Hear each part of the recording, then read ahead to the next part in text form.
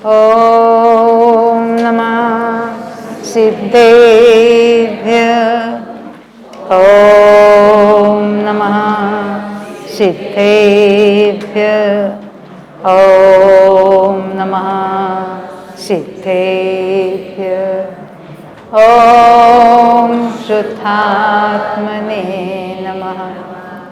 नमो अरिहन्ताणं नमो सिद्धाणं नमो आयर्याणं नमो वर्षायाणं नमो लोये सौवसाहुणं नमि ऊर्ण अभयनन्दिं सुदसायरपारगिन्दनन्दिगुरुं वरवीरनन्दिनाहं पयडीनं पच्चयं वोचम्। आचार्य श्री नेमिचंद सिद्धांत चक्रवर्ती ने गोमटसार कर्मकांड ग्रंथ की रचना की है। उसी के टीकाओं के आधार से पंडित टोडरमल जी ने सम्य ज्ञान चंद्रिका कर्मकांड भाषा टीका ढूंढारी भाषा में लिखी है और उसका हिंदी अनुवाद हम यहाँ देख रहे हैं। उसमें से आश्रव अधिकार की अपनी चर्चा चल रही है। आश्रव का अर्थ क्या है कि बंध के हेतु, उसको आश्रव कहा है। वो पुद्गल के परिणाम, वो कर्मों के उदय की बात है, पर यहाँ सभी आठों कर्मों के उदय को आश्रव नहीं कहा है। तो मिथ्यात्वादी कहने से यानी वो तो मोहनी के उदय तो होते ही होते हैं, यानी मिथ्यात्व और बाकी 25 कषाय कर्म जो है उनका तो उदय है, वो पुद्गल के परिणाम है। और उसकी के निमित्त से यह जो जीव के परिणाम हो रहे मोह राग द्वेष, उसकी उपस्थिति में नए कर्मों का, आठों कर्मों का बंध होता है। तो उसी की हम यहाँ चर्चा कर रहे थे। हमने गुणस्थानों में भी मूल प्रत्यय उत्तर प्रत्यय देखे। उसके बाद मार्गणा स्थानों में पुस्तक में नहीं लिखे थे, पर हमने उसको डिराइव करने की कोशिश की, तो उसके बहाने मार्गणा भी क्या होती है उसकी भी हमने चर्चा की। तो यहाँ भी हम आगे देख रहे, ये तो बातें हमने जो देखी थी, नाना जीवों की अपेक्षा यानी अन्य अन्य जीवों के अन्य अन्य काल में या एक ही काल में अनेक जीवों के ये जो प्रत्यय पाए जाते हैं किसी गुणस्थान में या किसी मार्गणा में, उसकी हमने चर्चा की। जैसे एक समय में एक जीव को एक ही योग होगा, परंतु हमने क्या देखा, मिथ्या दृष्टि को तो 13 योग हो सकते हैं, तो उसको सबको हमने गिनाया था। अब इससे आगे क्या बात होगी, एक जीव के एक काल में कितने ये आश्रव यानी प्रत्ययों का समूह पाया जाएगा। समूह क्यों कहा, क्योंकि उसमें से हर एक के कितने कितने भेद वहाँ होते हैं, उसको हम गिनेंगे। उस टोटल नंबर ऑफ प्रत्यय उसको कहेंगे वो स्थान। इससे आगे स्थानों की चर्चा चलेगी अपने। तो स्थान का अर्थ क्या है, कितने प्रत्यय एक समय में उदय में आ रहे हैं उसके, तो उसको यहाँ स्थान नाम है। परंतु वो तो किसी जीव के किसी काल में उतने होते हैं, पर उसकी दूसरी भी कोई पॉसिबिलिटी है ना, और वो क्यों होती है उसकी भी हमने देखे थे। क्योंकि मिथ्यात्व तो एक समय में एक ही होगा। हमने यहाँ 5-6 लाइन में वो अलग अलग प्रत्यय लिखे थे। नीचे के लाइन में हमने मिथ्यात्व के प्रत्यय लिखे थे, 5 प्रकार के हैं, पर एक समय में एक काल में किसी जीव को एक ही होगा। तो देखो ये चार्ट में हम देखते हैं फिर दोबारा, वो अनंतानुबंधी सहित वाला चार्ट है हमारा। आपके उसमें कितना नंबर है, वो 9 नंबर का चार्ट देखे रहे। तो नीचे के लाइन में मिथ्यात्व संबंधी हमने देखे थे। नाना जीवों की अपेक्षा हमने 5 गिनाए थे, परंतु एक जीव को एक काल में कोई एक प्रकार होगा, तो इसलिए हमने एक संख्या 5 बार लिखी है। दूसरी पंक्ति में क्या लिखा है हमने, इंद्रिय और मन संबंधी अविरति, वो भी किसी एक काल में जीव के किसी एक इंद्रिय संबंधी होगी, क्योंकि उसका उपयोग भी एक इंद्रिय संबंधी या मन संबंधी चलता है, उस संबंधी उसकी अविरति भी चलेगी। यानी उसमें प्रवृत्ति है ना, तो लोलुपता, इंद्रिय लोलुपता कहो या उसके विषय में जुड़ना ऐसा कहो। उसके ऊपर हमने प्राणी असंयम, जो इन्हें काय वध या काय हिंसा के जो हमने यहाँ देखे थे, किसी के एक काय संबंधी है, किसी के 2 है, किसी के यानी दोनों को युगपत 2 का हिंसा हो रही, युगपत 3 की, युगपत की 4 की, यानी यहाँ ये अलग अलग विकल्प है। किसी को एक काय की हिंसा है, किसी के 2 काय की, किसी को 3 काय की, किसी को 4 काय, 5 और 6 कायों की हिंसा। इसलिए उसके विकल्प अलग अलग हो सकते हैं। तो उसकी अपेक्षा वो स्थानों की जो संख्या, स्थान में प्रत्ययों की संख्या है ना, वो भी अलग अलग होगी। एक काय हिंसा की अपेक्षा उसके 6 अलग अलग भेद होंगे। जैसे हम कोई 10 का स्थान देखा तो 11 का भी होगा, 12 का भी होगा, 13 का भी होगा, इस तरह से। फिर उसके बाद हमने देखे हैं कषायों की जो पंक्ति है। कषाय की पंक्ति में अनंतानुबंधी सहित वाला मिथ्या दृष्टि लिया है। तो उसके 4 प्रकार के क्रोध या 4 मान या 4 माया या 4 लोभ हो गए। यहाँ तक तो समझ में आई सबकी बात। उसके ऊपर वेद वाली पंक्ति है। वेद में यानी कोई जीव को कोई एक वेद होता है, तो उसमें एक एक एक 3 ऑप्शन बताए थे। उसके बाद उसके ऊपर 2 और 2 का अर्थ होता है, 2 यानी एक युगल। कौन से युगल है यहाँ? हास्यरति या अरति शोक। और उसके ऊपर की पंक्ति में हमने योग जितने होते हैं उस गुणस्थान में, अभी मिथ्या तो गुणस्थान है और वो सहित वाला है, तो यहाँ तो 13 योग होते सकते हैं आहारक दिग बिना। तो हमने 13 बार एक एक एक एक अलग अलग लिख दिया। उसके बाद ऊपर की पंक्ति में भय और जुगुप्सा के जो उदय संबंधी जो अलग अलग वेरिएशंस हो सकते हैं, किसी जीव को या एक जीव को किसी काल में दोनों का ही उदय नहीं है तो उसको हम 0 गिनेंगे। किसी को अकेले भय का उदय है तो 1 गिनेंगे। किसी को अकेले जुगुप्सा का या उसी जीव को अन्य काल में अकेले जुगुप्सा का उदय है तो 1 गिनेंगे। और जिस काल में दोनों का उदय होता है उसमें 2 गिनेंगे। ये भय और जुगुप्सा में इस तरह से 0 या 1 या 2 ऐसे 3 विकल्प हो गए। तो हमने यहाँ एक ही कूट बताया है, पर ऐसे आपको कितने कूट बनाने? 3 कूट बनाने। समझ में है ना? और प्रत्येक कूट में नीचे से यहाँ तक तो ऐसी रचना होगी। ऊपर एक कूट में 0 होगा, दूसरे कूट में 1 होगा, तीसरे कूट में 2 होंगे। हमने एक ही कूट में 3 विकल्प बता दिए हैं आसानी से, या हम बोर्ड पर बता सके इसलिए। अब हमको इसमें से एक समय में कितने प्रत्यय होते हैं एक जीव के एक काल में, उसकी चर्चा करनी है। तो हम कैसे गिनने? प्रत्येक लाइन में से एक एक को गिनना है हमको। अभी सब जगह हम ये 1 है, 1 + 1 ऐसा करते जाना। इंद्रिय अविरति में से 1 2 हो गए। अभी एक ही काय की हिंसा में वो अभी वर्तमान में लगा है, तो उसको 1 गिनेंगे, 3 हो गए। अभी 4 प्रकार के क्रोध है या मान है, अभी हम क्रोध लेते हैं। और उसके ऊपर एक जो कोई वेद है, एक कोई युगल है, एक ही योग एट ए टाइम है, हाँ, और ऊपर 0 लिए। ये सहित वाले को पहला भंग कौन सा होगा? वो तो पहला स्थान कौन सा होगा? 11 वाला। दूसरा कोई स्थान संभव है क्या? हाँ, अगर यहाँ 2 लेते हैं और ऊपर 0 ही रखेंगे तो 12 हो गए। ऊपर 0 रखते हुए यहाँ कितने हुए थे? 11, 12, 13, 14, 15 और 16। ये तो हो गए किससे? भय और जुगुप्सा रहित वाले के। 16 का एक बार गिनेंगे फिर से 16 का कैसे हो गए? एक कोई मिथ्यात्व है, अभी से सब हम पहले स्थान पर रखेंगे, एक ही है ना, उसमें कहीं पर रखो। तो एक मिथ्यात्व, एक इंद्रिय अविरति, छटकाय की जीवों की हिंसा में एट ए टाइम सबकी हिंसा के वहाँ परिणाम है। और फिर 4 प्रकार का क्रोध मान या जो कोई है, फिर एक वेद है, एक युगल है, एक योग है और 0 है। यहाँ पर भय जुगुप्सा को 0 पर ही रखेंगे। तो जो हमने यहाँ 1 2 3 4 5 6, तो यहाँ तो 6 अलग अलग विकल्प हो सकते हैं ना। तो किसी को 11 का स्थान है, 12 का है, 13 का है, 14 का है, 15 का या 16 का है। यहाँ तक समझ में आए? ये भय जुगुप्सा को 0 रखते हुए बताए। लेकिन मिथ्या तो गुणस्थान में अनंतानुबंधी के साथ में भय जुगुप्सा 0 आएगा? देखो इनका प्रश्न है, अनंतानुबंधी है और भय जुगुप्सा 0 हो। अरे ये अंतर्मूर्त की बात है, और ये उदय में जो है ना वो पलटते रहते हैं। अंतर्मूर्त के लिए भय जुगुप्सा दोनों ही नहीं थे। एक अंतर्मूर्त में कभी अकेला भय आया, किसी अंतर्मूर्त में अकेले जुगुप्सा हुई, उसी जीव को किसी और बाद में फिर भय जुगुप्सा दोनों आए, और ये नियम से पलट कर हो गए ही हो गए।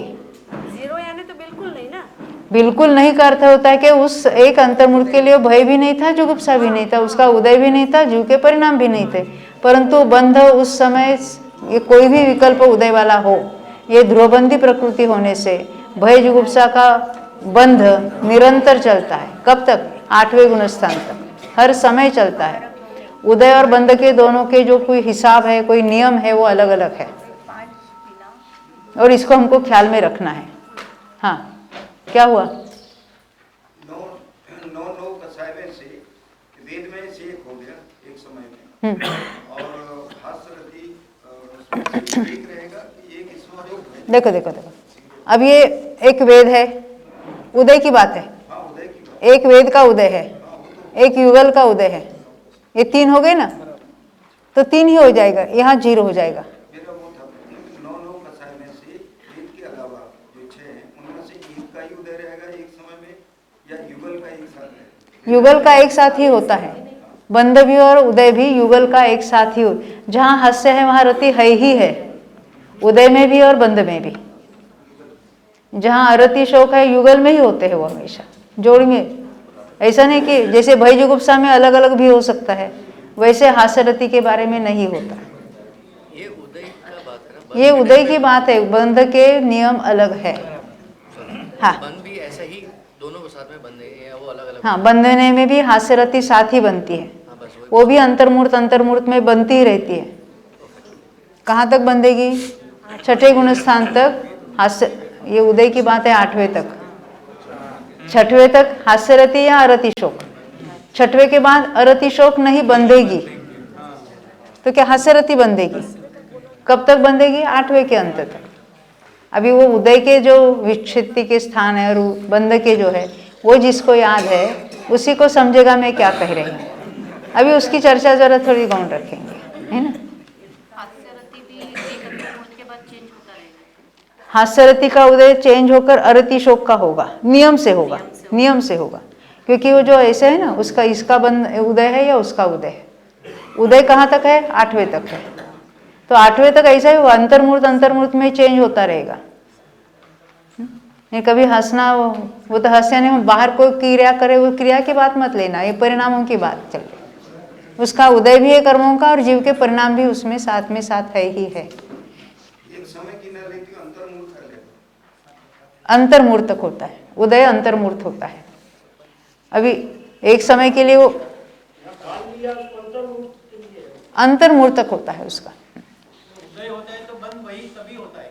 बंध उसी का होना चाहिए जरूरी नहीं है। हास्यरति के उदय में अरति शोक का भी बंध हो सकता है और हास्यरति का भी बंध हो सकता है, वो भी पलट पलट कर होते रहते हैं। अंतर्मूर्त में ऐसा कोई नियम नहीं है, जैसे साता और असाता, उदय भी पलट पलट कर होता है और बंध भी पलट पलट कर होते हैं। समझ में आया था इन बात? हाँ, जे असाता वेदनीय का बंध कहाँ तक होगा? 6ठे तक होगा, परंतु क्या होते रहेगा? नहीं, वो साता असाता का बंध भी चल रहा है, साता असाता का उदय भी चल रहा है। पर ऐसा नियम नहीं है कि असाता का उदय है तो असाता का ही बंध हो, ऐसा थोड़ी ही है। असाता के उदय में भी साता असाता दोनों का ही बंध हो सकता है। ये ऐसे कोई विशिष्ट प्रकृतियां है। भय जुगुप्सा में क्या है?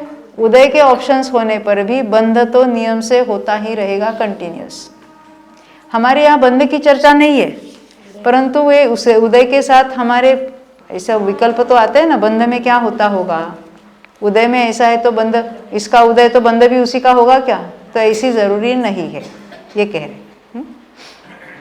तो अभी हमने ये देखे थे कि 0 पर रखा था हमने भय जुगुप्सा को, तब बाकी कितने हुए सहित वाले के?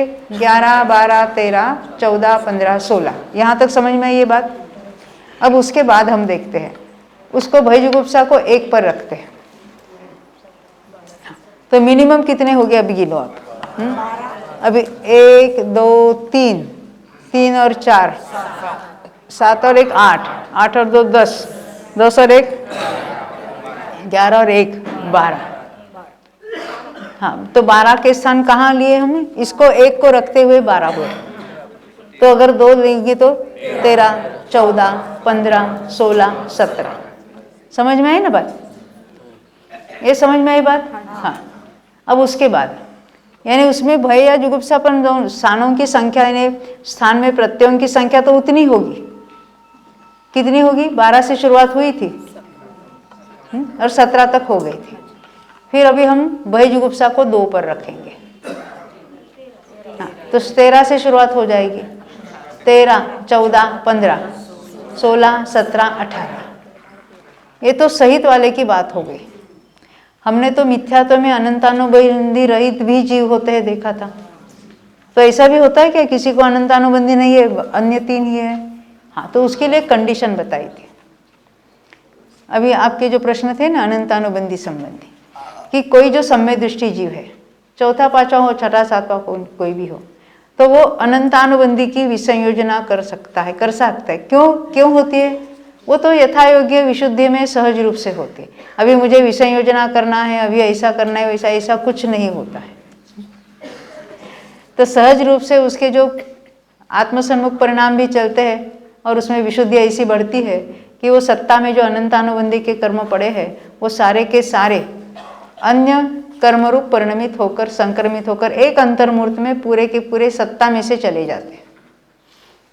पर ये सत्ता में से चले जाना अनंतानुबंधी के ही लिए मात्र विसंयोजना शब्द आता है।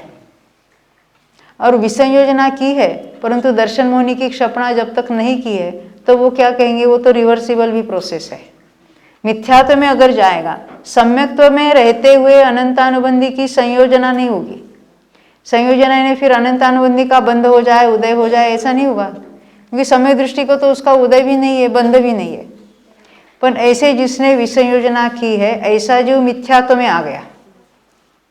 मिथ्यात्व में कैसा आया? अनंतानुबंधी की सत्ता ही नहीं ना, पर मिथ्यात्व की तो सत्ता है। मिथ्यात्व का तो उदय हो सकता है, परिणाम ऐसे बिगड़ गए कि डायरेक्ट मिथ्यात्व में आ गया। तो मिथ्यात्व में आने पर मिथ्यात्व को निमित्त से अनंतानुबंधी तो बनता ही बनता है। तो संयोजना और संक्रमण में अंतर क्या है? संक्रमण तो अन्यथा भी होता रहता है। संक्रमण जो है ना, अभी मिथ्या दृष्टि है। अभी संक्रमण का अर्थ क्या होता है? कोई एक प्रकृति अन्य प्रकृति रूप होती है, पर संक्रमण में उसके थोड़े थोड़े परमाणु संक्रमित होते, पूरी की पूरी प्रकृति अन्य रूप नहीं होती है। एट ए टाइम थोड़े परमाणु होते हैं। हाँ, जैसे आपने कहा सजातीय में जाते हैं। सजातीय का अर्थ क्या है? ज्ञानावरण के 5 भेद है। मति ज्ञानावरण, श्रुति ज्ञानावरण, अवधि ज्ञानावरण, मनःपर्य ज्ञानावरण, केवल ज्ञानावरण।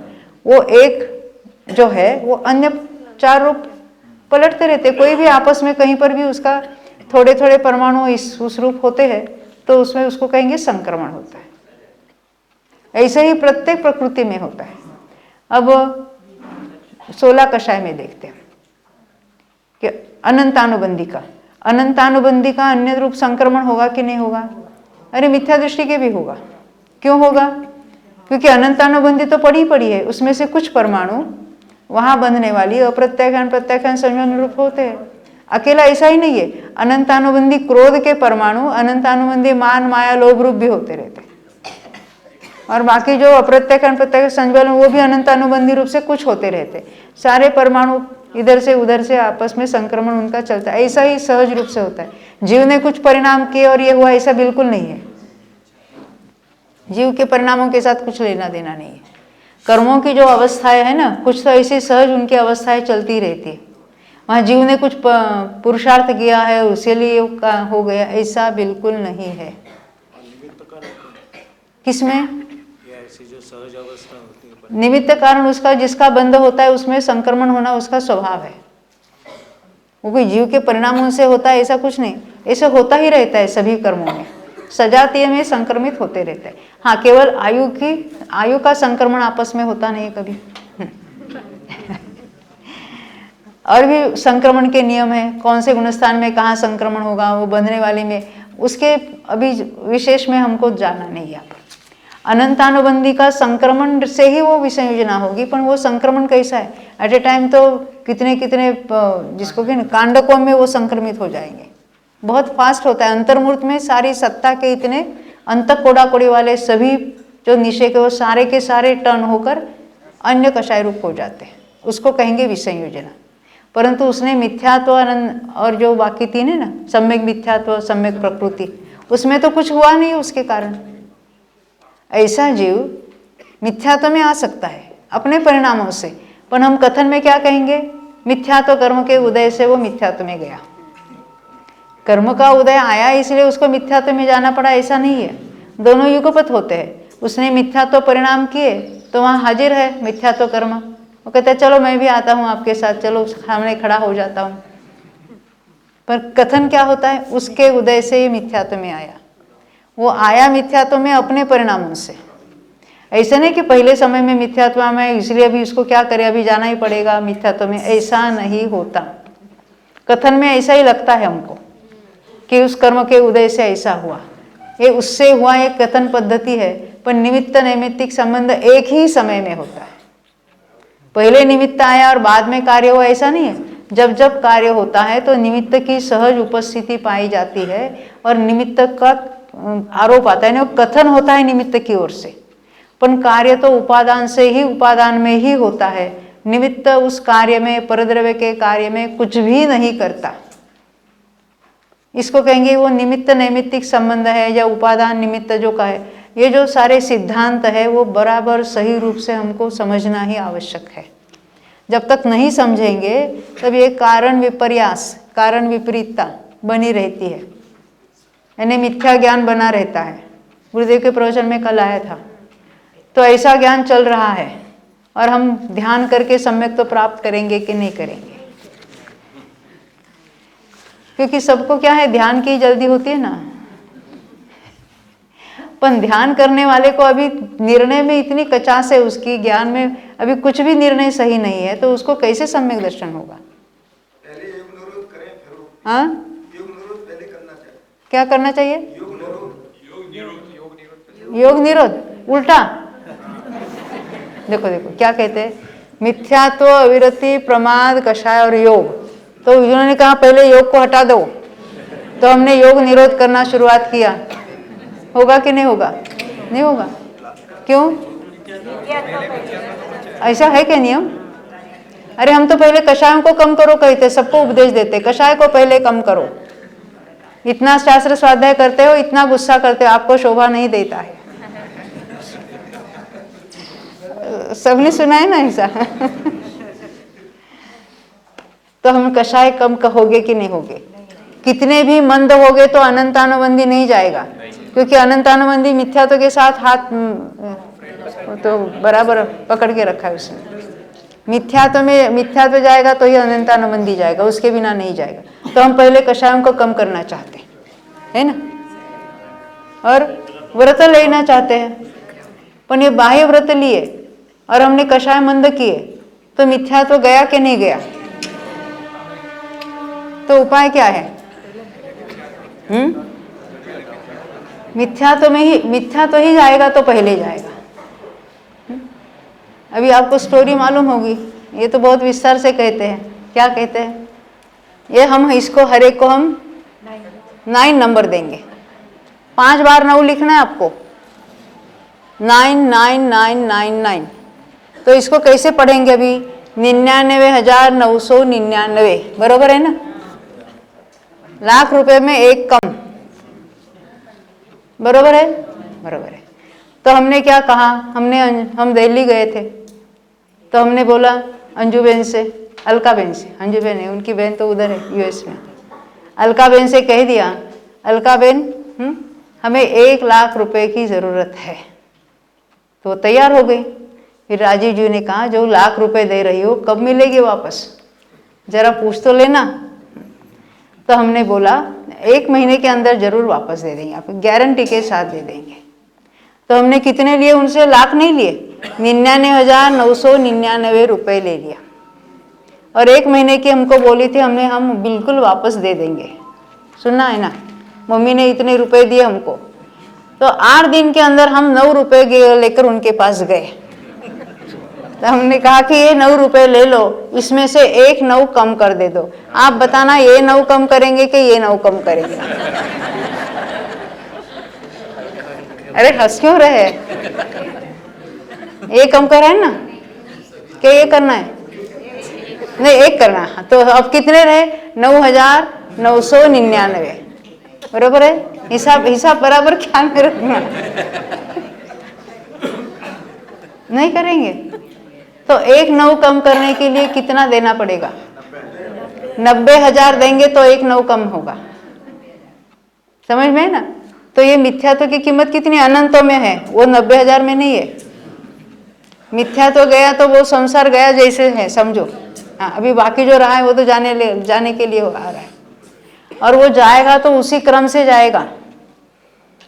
हम पहले कषाय कम करना चाहते हैं, योग करके ऐसे बैठना, रीढ़ की सीधी हड्डी ऐसी करना, कोई इधर नाक के इधर वो उपयोग लगाना, ये चक्र है वो चक्र है वो चक्र है, शरीर के पूरे अंगों का उपयोग लगाना, तो आत्मा का अनुभव होगा कि किसका होगा? शरीर का होगा। किसका होगा?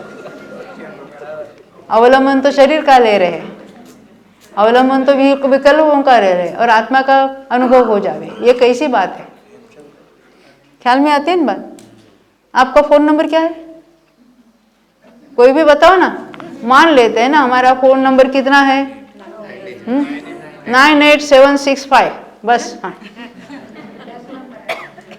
तो हम 5 नंबर अच्छा है, पहले हम 5 घुमाएंगे, फिर चलेगा?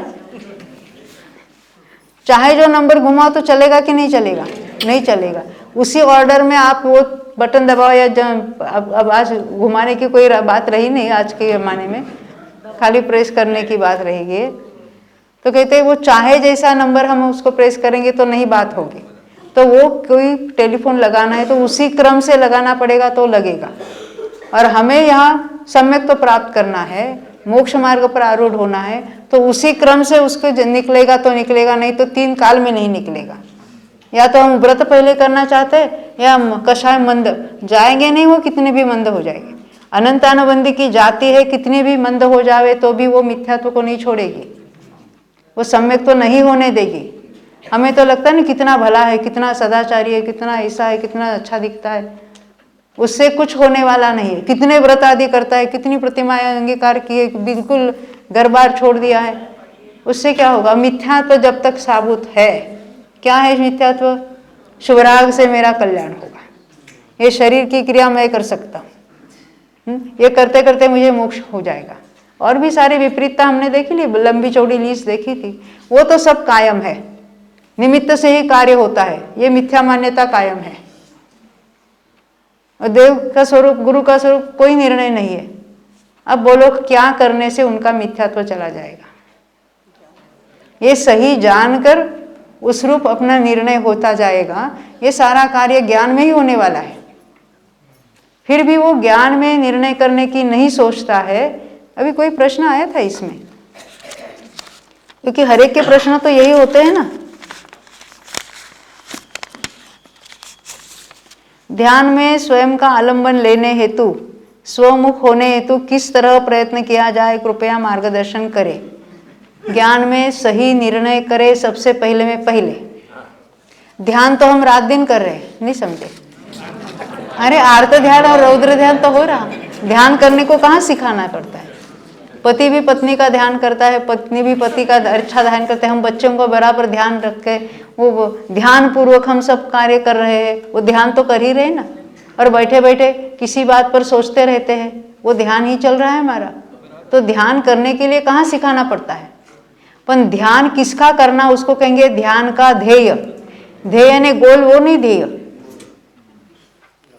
जो ध्येय है, ध्येय ने जिसको ध्येय हम लौकिक में ध्येय कहते हैं ना, हमें क्या करना है हासिल, उसको ध्येय कहते हैं। उसकी बात नहीं है। जिसका ध्यान किया जाता है वो है ध्यान का ध्येय, और जो हमको प्राप्त करना है वो है साध्य। मोक्ष हमारा साध्य है, और शुद्धात्मा जो स्वभाव है वो हमारा ध्येय है। तो शुद्धात्मा का आलंबन करना है, उसका ध्यान करना है, तो उसके पहले निर्णय होने चाहिए सबसे पहले। और केवल स्वभाव का निर्णय करे और पर्याय चाहे जैसी हो, नहीं चलेगा। ज्ञान में जैसा जो है वस्तु का स्वरूप, द्रव्य का स्वरूप, गुण का स्वरूप, पर्याय का स्वरूप, परिणमने का स्वरूप, ये सब क्रमबद्ध पर्याय है, 5 समवाय है, षटकारक है, निमित्त उपादान है, 5 अभाव है, और क्या क्या ये जो सारे जो सिद्धांत निश्चय व्यवहार है, इन सबको जैसा है वैसा बिल्कुल जैसे भगवान ने कहा है वैसा जब तक निर्णय नहीं होता है, तो कैसा भी ध्यान करो, कितने भी सालों तक, करोड़ों भवों तक तपे, कुछ नहीं होने वाला है। तो शांति तो मिलती है ना, ब्लड प्रेशर तो कम होता है ना। ये ध्यान के फायदे क्या गिनाते हैं? तबीयत अच्छी हो जाती है, मन को शांति, शांति तो मिलनी है ना। क्यों मिलनी है?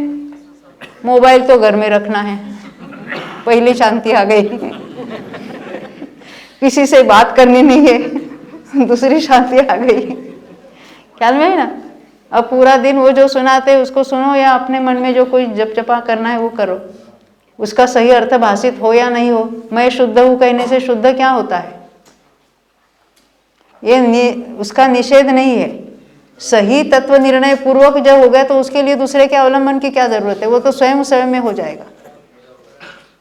तो कैसे करना है? जब तक ये क्या करूं ये जब भी विकल्प आ रहे हैं ना, ऐसे विकल्प आएंगे, ना नहीं है उसकी, परंतु अभी उसकी शंकाएं हो रही है, प्रश्न हो रहे हैं, यानी अभी वो निशंकित नहीं हुआ है। ज्ञान में जब तक पूरा निर्णय हो जावे तो उसकी श्रद्धा उसके अपने आप अपने को पकड़ लेगी। उसके लिए कुछ नहीं करना है, वो ध्यान बिन वो सब सहज हो जाएगा। होता है ध्यान, नहीं होता वो बात नहीं है, परंतु निर्णय बिना, तत्व विचार बिना जो ध्यान में लग जाते हैं ना, तो कुछ किया ऐसा लगता है। तो क्या करना चाहिए? जो कर सकते हो वो सब करो। जीव क्या कर सकता है? जान सकता है ना? लगता है हमने सुबह से खाली जाना किया। आपने क्या क्या किया? हमने बहुत सारे घर के सारे काम काज कर दिए हैं, हमने धंधा व्यापार किया, हमने घर के कार्य किए, हमने समाज का कार्य किया, ये किया ऐसा लगता है। मैंने उपवास किया, ये किया ऐसा लगता है। मैंने सबको जाना ऐसा लगता है, कार्य किया कुछ है। तुम तो निठल्ले बैठे हो, तुमने क्या किया? लगता है कि नहीं? तो ये सारी मान्यताओं का जो खेल है ना, ये विपरीत मान्यता चल रही है। तो इसके लिए वो ज्ञान में इतना पक्का निर्णय होना चाहिए कि वो तो बाकी सरल मार्ग हो जाएगा। फिर प्रश्न भी नहीं उठेंगे कि क्या करना है, उठेंगे तो भी उसके जवाब मिल जाएंगे, है ना? तो ये कहाँ से बात निकली सारी? योग से है। क्या पहले निकल जाएगा? तो जाएगा तो मिथ्यात्व ही जाएगा पहले। मिथ्यात्व जाएगा तो उसके साथ अनंत अनुबंधी भी कम हो जाएगा। फिर जाएगी तो अविरति जाएगी। हमने पहले तो हिंसा संबंधी अविरति जाएगी, फिर 11 प्रकार की अविरति जाएगी। 5वें गुणस्थान तक है उसके यथा योग्य, उसके तो 5वें गुणस्थान में। वो कैसे जाएगा 5वें गुणस्थान में? बाह्य से व्रत लेने से जाएगा? उसने प्रतिमा धारण की, अभी दूसरी ली, अभी 5वीं ली, अभी 7वीं ली, इसलिए जाएगा? नहीं। वो वैसे प्रतिमा के भाव बाहर में होगे सहज, परंतु अंतरंग में उसकी स्वरूप स्थिरता हो जाएगी, आत्मा का आलंबन अधिक उग्र हो जाएगा, अधिक आनंद की अनुभूति होगी, तो वो 5वें गुणस्थान में जाएगा। तो 5वें गुणस्थान में और एक कषाय चला गया है, वो प्रत्याख्यान भी नहीं रहा। पहले तो अनंतानुबंधी गया था, अभी अप्रत्याख्यान भी और चला गया है। उसके साथ साथ हिंसा संबंधी अविरति भी चली गई। फिर मुनि हुआ। वो मुनि हुआ इन्हें क्या है? अंतरंग में स्थिरता बढ़ी तो बाह्य में भी विकल्प आएंगे दीक्षा लेने के। तो दीक्षा लेने के पश्चात जब वो अंतरंग में स्थिर हो जाएगा तो उसको 7वां गुणस्थान आ जाएगा। दीक्षा ली इसके आएगा ही ऐसा नहीं हो, उतनी अंतरंग में स्थिरता होगी तो ही आएगा। केवल व्रतों से गुणस्थान बदलते नहीं है। हाँ, वो तो शुभ भाव है, परंतु बाह्य में ऐसे ही सहज उसका निमित्त नैमित्तिक संबंध है। परंतु व्रत है इसलिए अंतरंग में वितरागता है ऐसा नहीं है। परंतु जहाँ अंतरंग में वितरागता है उसके पहले वहाँ व्रतों के परिणाम होते ही होते हैं। तो उसके 7वां गुणस्थान हुआ। तो अभी और एक कषाय चौकड़ी चली गई, अभी मात्र संज्वलन रहा। अविरति सबकी सब मिटे। पहले मिथ्या तो भी गया था, अभी अविरति भी चली गई, है ना? तो अभी क्या रहा? संज्वलन रहा, कुछ 9 कषाय रहे और योग रहा जो कुछ। तो फिर 10वें तक वो कम होते होते 10वें तक है, वो भी चला जाएगा। यही उसका क्रम है। अन्य हम क्रमभंग करने में, कोई ऊपर के व्रत धारण करो, 5वें गुणस्थान के कुछ व्रत अंगीकार किए, नहीं हमने कषाय को मंद कर दिया, हमने योग करके ऐसे स्थिर बैठेंगे, कुछ नहीं फायदा होने वाला है। कल्पना कर लेते कि हमें कुछ फायदा हो गया। हाँ, फायदा होगा संसार में रखड़ने के लिए। एक गुरुदेव की उसमें कितने बार आता है, ये पुण्य है, पुण्य से क्या फल मिलेगा? सफल होगा कि नहीं? हाँ, सफल है। किसमें? संसार में रखड़ने के लिए। एक आध भाव स्वर्ग का मिलेगा तो भी क्या होगा? मिथ्यात्व से आपका प्रश्न है, पहले गुणस्थान से कोई मिथ्यात्व अवस्था है ना, मिथ्या दृष्टि है, तो पहले से 7वें गुणस्थान में डायरेक्ट जा सकता है ना? बिल्कुल जा सकता है, पर उसके लिए कंडीशन क्या है? मिथ्यात्व अवस्था में तत्व निर्णय तो होना चाहिए। बिना तत्व निर्णय के डायरेक्ट नहीं जाने वाला, पर उसके पहले सातवें गुणस्थान प्रकट होने के पहले उसको मुनि दीक्षा लेने के भाव आते हैं। बाह्य में मुनि दीक्षा अंगीकार की जाती है। नहीं, ऐसा नहीं होता कि अंतरंग में इतनी वितरागता बढ़ गई तो घर में बैठे बैठे पहले सातवां गुणस्थान आया, फिर बाद में दीक्षा लेने की जरूरत क्या थी? घर में जिसको हो सकता है उसको क्या जरूरत थी? पर ऐसा नहीं होता, ऐसा सुमेल है उसका। तो पहले दीक्षा ली जाती है, फिर बाद में जब वो तो जो होगा तो आत्मसन्मुख परिणाम में ही होगा। 28 मूलगुण यथोचित निरतिचार पालन करेंगे बाहर, उसके परिणाम हो गए। 28 मूलगुण धारण करने के परिणाम भी हो गए, वैसे बाह्य में उसकी क्रियाएं भी होगी सर्वत्र। और जब वो स्थिर है अंतरंग, वे ध्यान में बैठ जाते हैं, तब उनके पहले से सातवां गुणस्थान प्रकट होता है।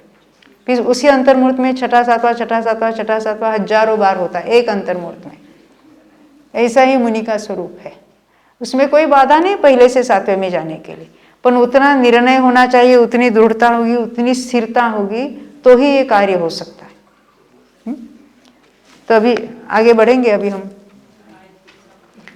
क्या देखते थे, ये उसमें क्रमभंग से कुछ नहीं होगा, जाएगा तो पहले मिथ्यात्व ही जाएगा, फिर अविरति जाएगी, इस तरह से।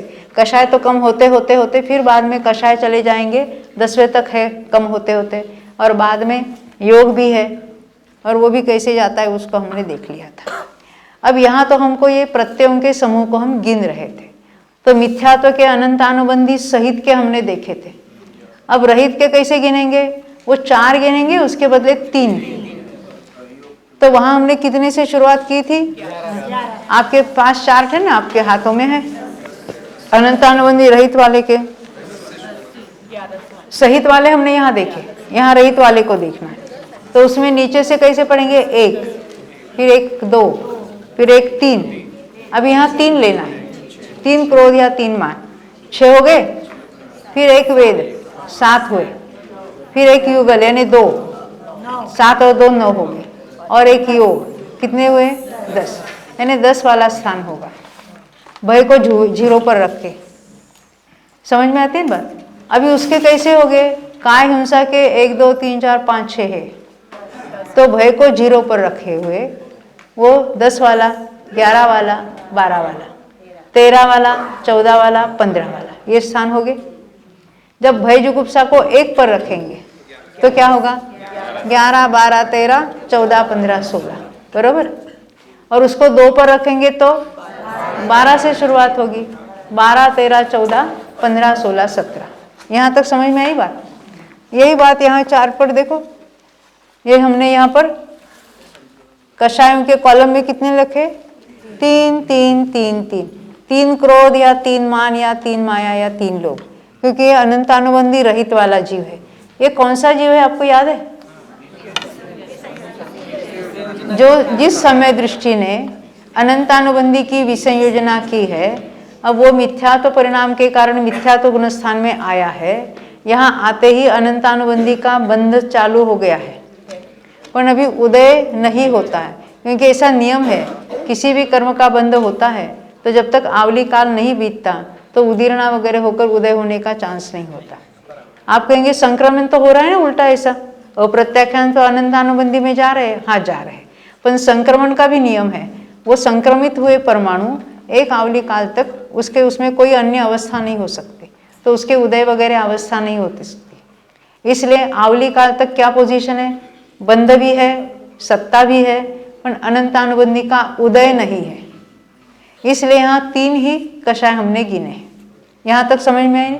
मिथ्यात्व के 6 कूट हमने देखे, रहित वाले 3 और सहित वाले 3, और उसमें जो जो विकल्प होते तो 10 वाला एक ही स्थान हमको मिला जो रहित वाले को था, और 18वां वाला भी एक ही मिला जो सहित वाले को, वो भय जुगुप्सा दोनों थे और षटकाय की हिंसा थी। ख्याल में आती है बात ये? तो इस तरह से हमने उसके कितने विकल्प होते हैं वो देखा। देखो अभी ये बात आपको पेज नंबर 695 पर देखनी है। पहले मिथ्यात्व के देखो स्थान। स्थान का अर्थ क्या देखा? एक जीव को एक काल में प्रत्ययों के समूह का नाम स्थान है। प्रत्ययों का समूह का अर्थ है कितने नंबर ऑफ प्रत्यय वहां पाए जाते हैं, वो हमने उसके पंक्ति वाइज करके उसको कूट कैसे बनाना उसकी बात देखी थी, और उस कूट के द्वारा हम वहाँ गिनती हमारी आसान हो जाती, उसको भी बताया। देखो मिथ्यात्व के देख लेको, स्थान भी देखो और स्थान के प्रकार भी देखो। 10 वाला स्थान एक ही है, वैसे 18 वाला भी एक ही स्थान है। 11 वाले 3 होते हैं, वो भी हमने हिसाब करके बताए थे। 17 वाले भी 3 है, 12 वाले 5 है, 16 वाले भी 5 है, पर बीच वाले 13 वाले, 14 वाले और 15 वाले वो सहित रहित दोनों में कॉमन है, तो वो 6, 6 और 6 होते हैं। यहाँ तक समझ में आई बात सबको? ये मिथ्यात्व के हम कहाँ तक पढ़े? उनके स्थान देखे, स्थान के प्रकार देखे और कूट देखे। कूटोच्चारण नहीं देखा, वो हम बाद में देखेंगे थोड़ा। अभी तक हमने जो मिथ्यात्व के कूट समझे, तो सदा सासादन के कूट भी समझेंगे। तो यहाँ तो हमने सासादन के कूट का ये नहीं बनाया चार्ट, तो चार्ट नहीं बनाया, परंतु हमें समझना है, हम आपको चार्ट समझना है। तो चार्ट समझने के लिए जो यहाँ पर चार्ट था उसी को हम ले लेंगे। अपने सहित वाला रहित वाला लगा दिया। अच्छा, अब इसमें दूसरा गुणस्थान है, इसलिए हमने सहित वाला लगा के रखा था। हाँ, वही बात नहीं। हाँ, जरा लगा लो ना, क्योंकि उसमें लोगों को समझने में आसान। अभी वो जब तक लगाते हैं ना, हम अपने ओर से देखेंगे, उसमें पंक्तियां करेंगे। नीचे की पहली पंक्ति का नाम क्या होगा?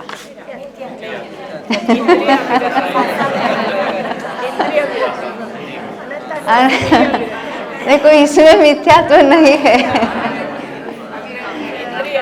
अविरति से चालू हो जाएगा। तो नीचे जो हम 5 बार एक एक लिखे थे उसको सासादन में नहीं लिखना। ये सासादन का कूट नहीं है, ये मिथ्यात्व का कूट है।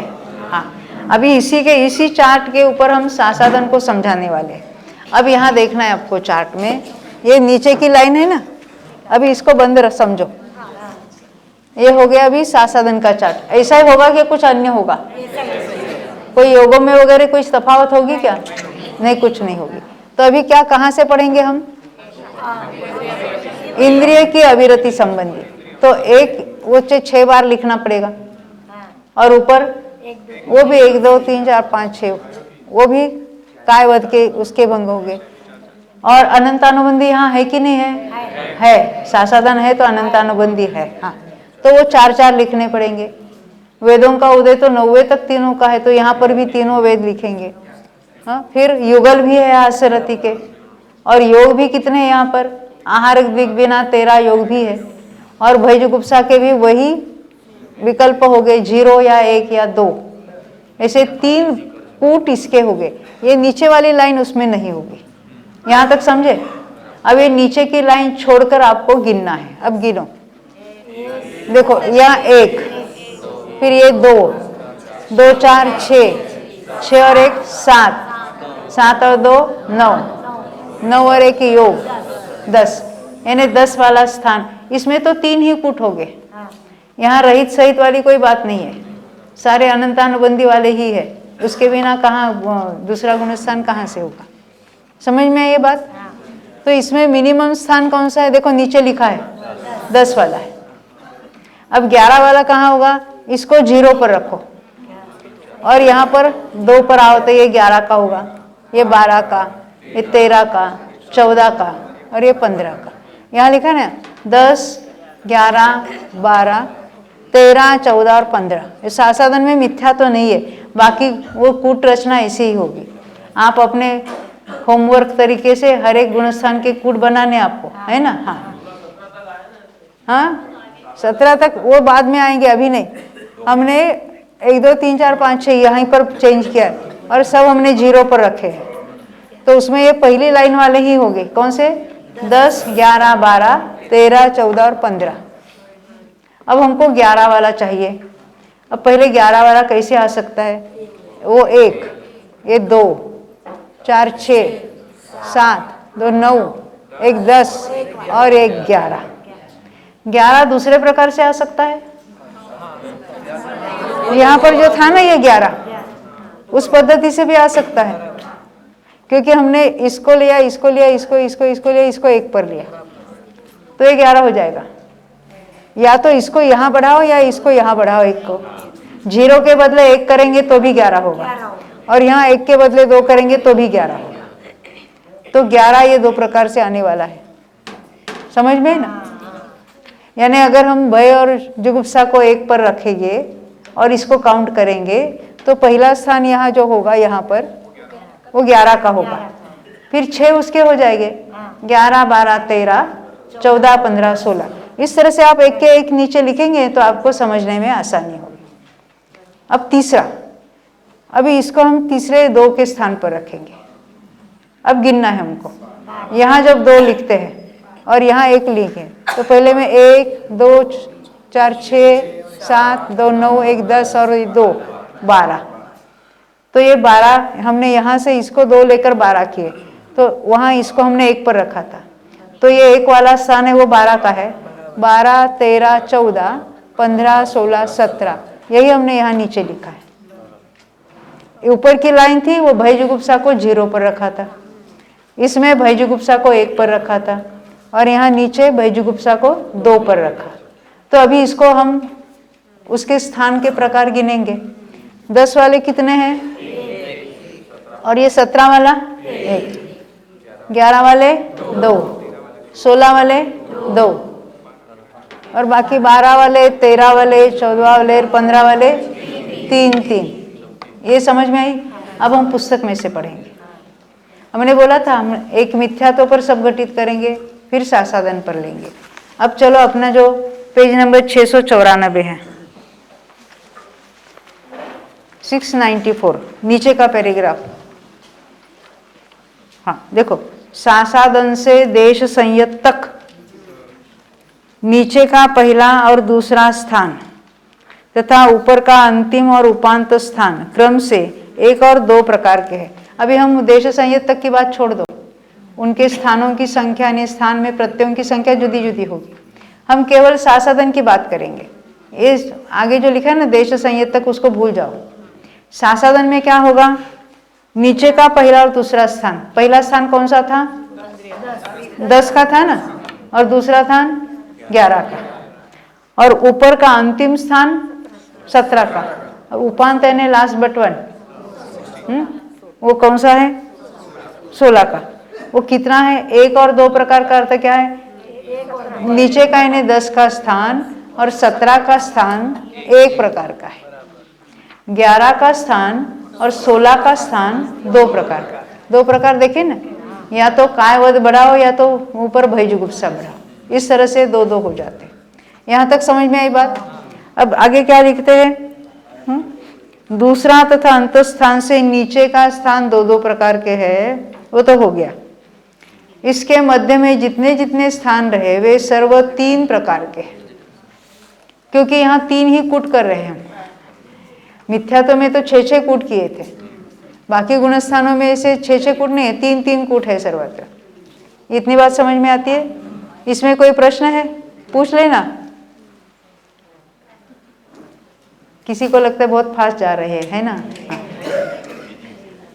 हाँ देखो, अभी हम सासाधन के कूट यहाँ जो 695 पर जो फिगर बने ना चार्ट, पहले मिथ्यात्व का चार्ट है, फिर सासाधन का। उसमें क्या लिखा है, पहली पंक्ति में 10, 11, 12 वगैरह 17 तक लिखे, और दूसरी पंक्ति में उसके प्रकार कितने हैं। तो ऐसा पढ़ना, 10 का 1 प्रकार है, 11 के 2 प्रकार है, 12 के 3, 13 के 3, 14 के 3, 15 के 3, अब 16 के 2 और 17 के 1। उन्होंने कैसा वर्णन किया है, पहला और लास्ट वाला 1 प्रकार का, फिर दूसरा और अंत से दूसरा वो 2 प्रकार के, और बीच वाले 3 प्रकार के। समझ में आई ना ये बात इतनी।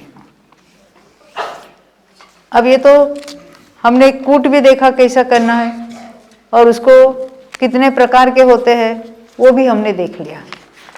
अभी हम जरा तीसरे गुणस्थान की बात देखेंगे। तीसरे मिश्र गुणस्थान में हमें इसी चार्ट पर उसके क्या बातें होगी उसको समझना है। आप उसके कूट भी बना के देख सकते हैं। अब उसमें मिथ्यात्व वाली पंक्ति होगी क्या, नहीं होगी, नहीं होगी। इंद्रिय की अविरति वाली होगी क्या, नहीं होगी, होगी। ये काय हिंसा संबंधी बातें होगी कि नहीं, वो सभी ऐसे के ऐसे होगी। यानी तीसरे गुण स्थान में पहली पंक्ति यहाँ से शुरू होगी, ये नीचे की तो होगी नहीं, पहली दो पंक्ति वैसी की वैसी होगी। अब यहाँ कषाय कितने हैं तीसरे गुण स्थान में, अनंतानुबंधी नहीं रहा और प्रत्याख्यान और प्रत्याख्यान संज्वलन है। तो तीन प्रकार के क्रोध यानी तीन या तीन या तीन या तीन, वेद वो भी ऐसा ही रहेगा, एक एक एक, यहाँ पर दो दो। अब मेरा प्रश्न है कितने बार एक लिखना, देखो यहाँ तीन बातें नहीं, यानी मरण नहीं है तो कारणवान का योग नहीं है, औदारिक मिश्र नहीं है, वैक्रिक मिश्र नहीं है, आहारक द्विक हमने ऑलरेडी उसको नहीं बोले थे, तो 15 में से 5 नहीं है। कितने हैं 10। गिनती में तो एक ही गिनना है, परंतु कितने बार एक लिखना पड़ेगा, तो वहाँ हमको 10 बार एक लिखना पड़ेगा। समझ में आती बात। तीसरे गुणस्थान का 4 फुट कैसे बनाएंगे हम, ये पहली पंक्ति, ये दूसरी, ये तीसरी में 3-3 करना है, यहाँ एक एक ही रखना है, यहाँ 2-2 ही रखना है, तो एक एक जो कितनी बार लिखेंगे 10 बार। और भय जुगुप्सा के लिए ऐसा ही लिखेंगे 0, 1 या 2। अब उसकी गिनती करना है, तीसरे गुणस्थान में गिनती चालू करेंगे। यहाँ का 1 है, ये दूसरा 2 है, यहाँ 3 लेना है, 5 हो गए, 6, 2 8, 1 9, ये तो 0 है, तो 9 से शुरुआत होगी।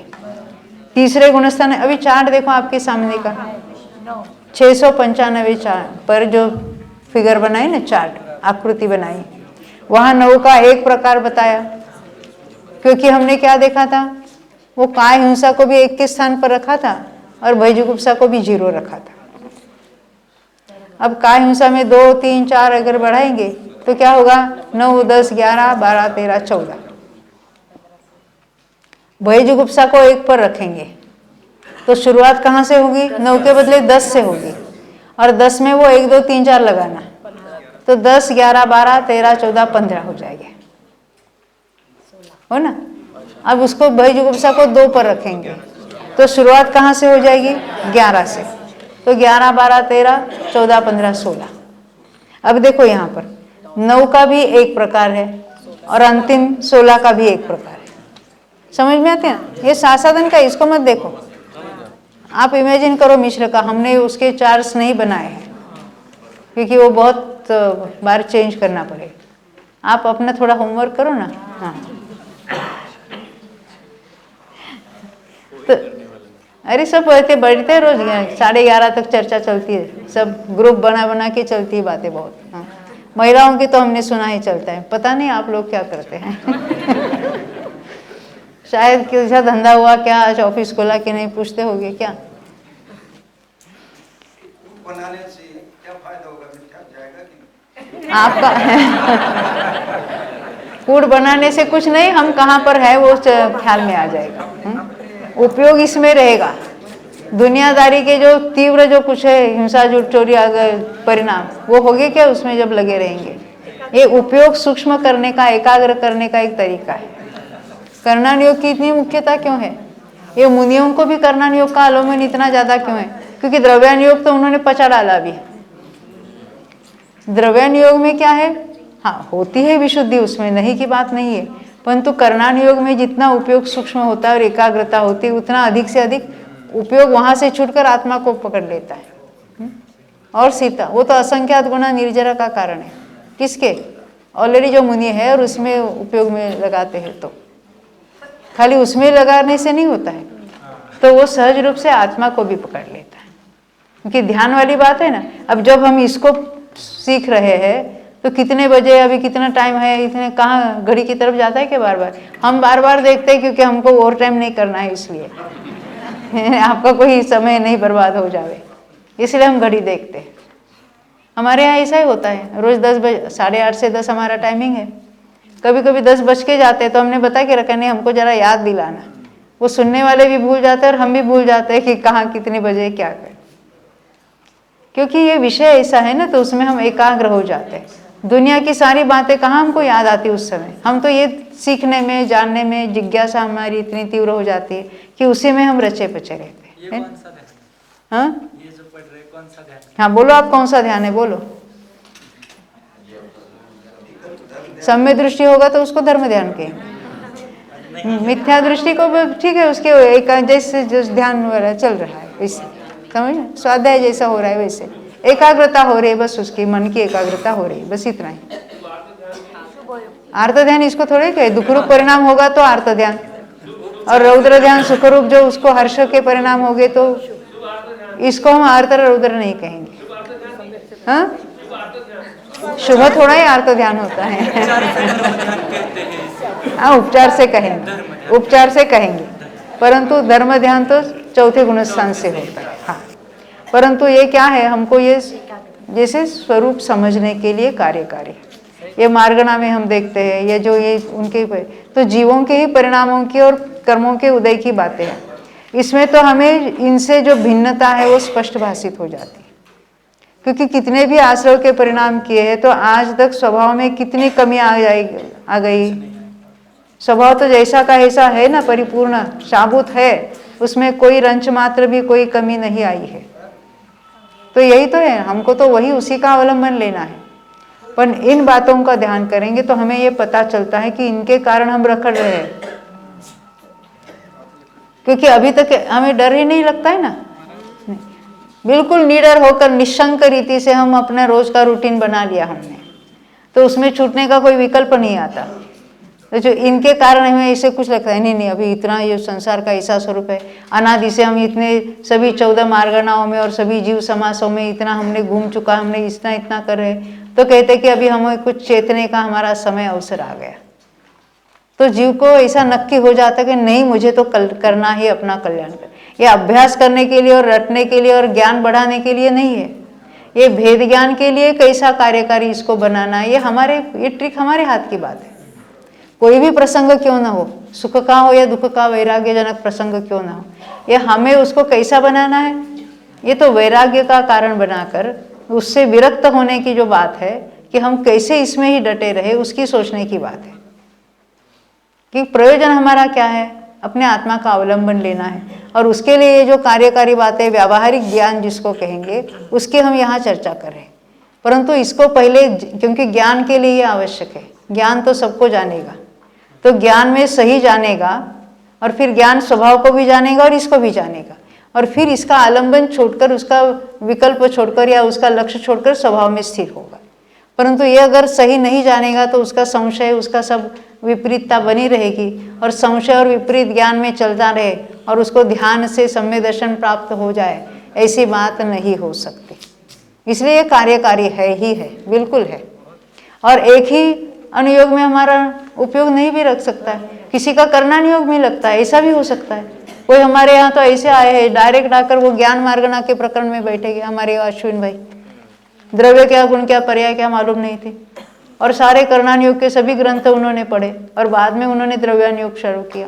किसको कहाँ कैसी रुचि होगी कुछ नहीं कह सकते।